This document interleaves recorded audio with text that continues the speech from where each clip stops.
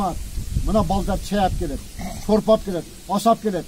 Сол кол менен берип атса бар го, албагыла. Эй бала, оң кол менен коомду оңдош керек болуп атат. Ошон үчүн мен сиздерден суранам, тамакты жегенде бир гана бисмилла менен оң кол менен. Эми урматтуу мусулман бир туугандар, үчүнчү маселеге өтөйүн. Такшыр. Сөз кылып, үчүнчү маселеге өтөйүн. Аксакалдар.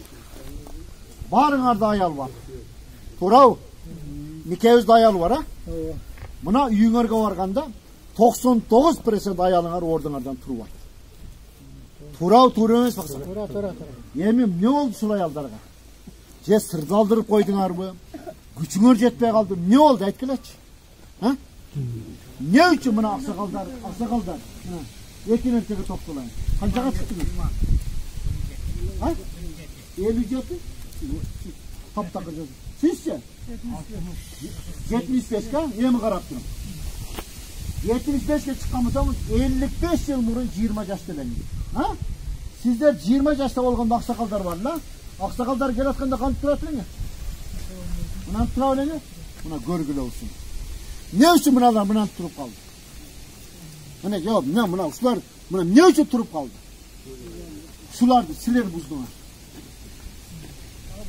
Bular da aksakallar bunu turguzgan emez. Ey balada oңdop turgan. Buna koomdu buzup aldık. Ne için ayalыңарды сұрадым? Ayalыңар турбайт қой. Үйде kızlar ve gelinleri buzup taşadı. Buna ki. Taksır. Ayalыңар силер келгенде ордуңардан турsun. Азыр атабыз келет, кайнатан келет деп.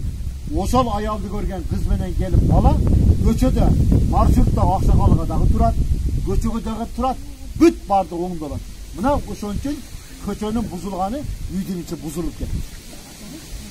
Ошон үчүн мен силерден суранам, азыр эле барып турана келинди аңтара деп баштап атса, жакшыраак сүйлөп тактырлар. Болуп. Маселе көтөрүп, урматтуу мусулмандар, гыйбат кылбагыла. Аксакалдар